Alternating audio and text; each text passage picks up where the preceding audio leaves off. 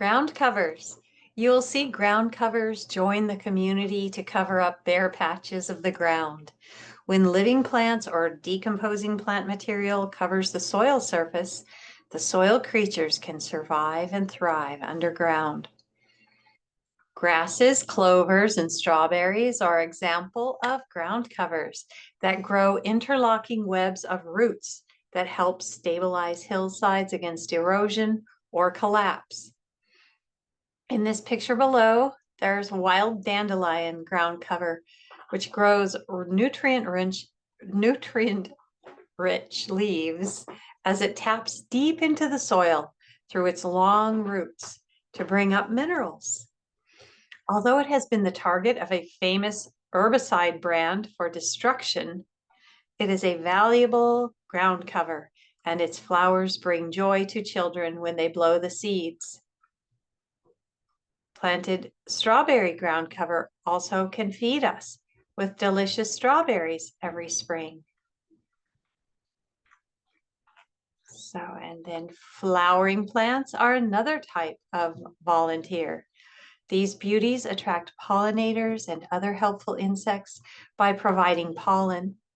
And in addition, their nutritious seeds can be food for mammals, birds, insects, reptiles, and people.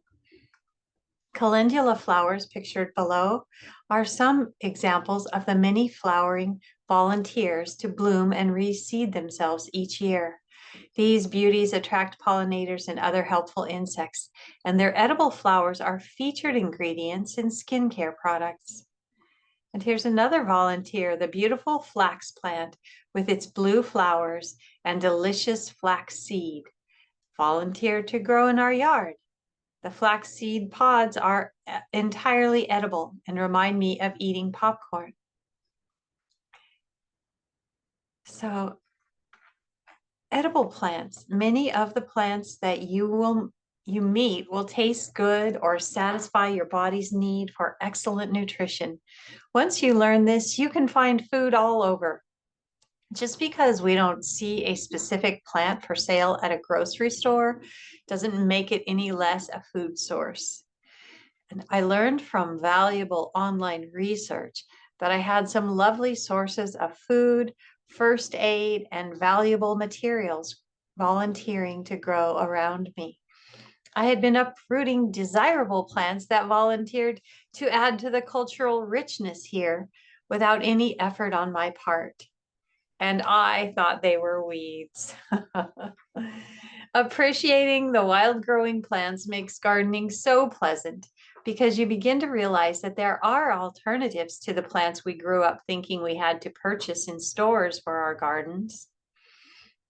And some of the other valuable plants that volunteered to grow in our garden, nasturtium and feverfew, as well as the flax and calendula. And for instance, iceberg lettuce does not like our intense Southern California heat, so it goes to seed and becomes bitter very quickly. But an assortment of other delicious greens grows here voluntarily. Stinging nettle, romaine lettuce, Swiss chard, collards, and perennial spinaches, to name a few. Before I learned to meet and greet our volunteers, I would have yanked these nettle plants out of the ground as soon as I spotted them because I did not plant them. In my arrogance and ignorance, I believed that the only edible or valuable plants were the ones I planted by my choice and by my hand.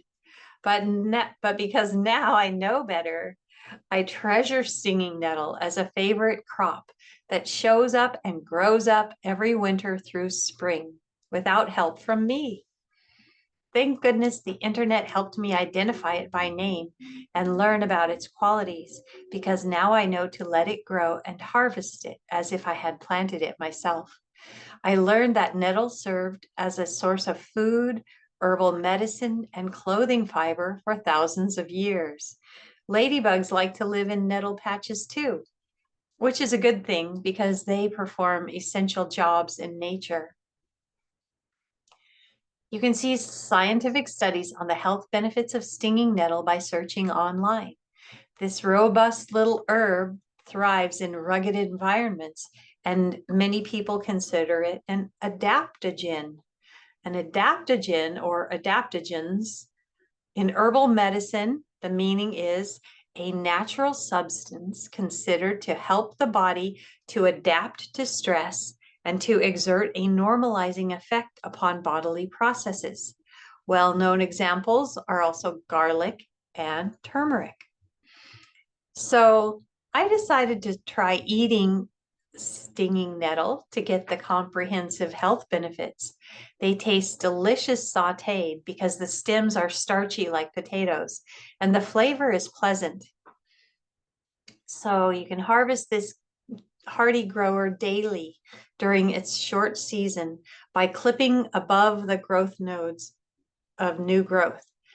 And a little caution, the leaves and stems will sting your skin, so wear gloves as you cut the stems with scissors and drop them into a bag, basket, or colander.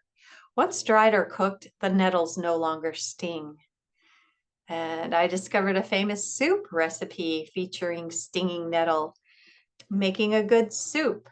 I also dehydrate it to use year-round in soups and sauces and add to rice, potatoes, Italian spaghetti sauce, adding bits of mild-tasting greens into the food. So I can use it fresh or dried as a hot tea also, or a refreshing herbal infused water. It's fantastic that nature freely grows excellent produce independently of us. That's a refreshing change for us humans who are accustomed to putting in a lot of effort to get anything. And in the next lesson, we will learn about a few other kinds of helpful volunteers.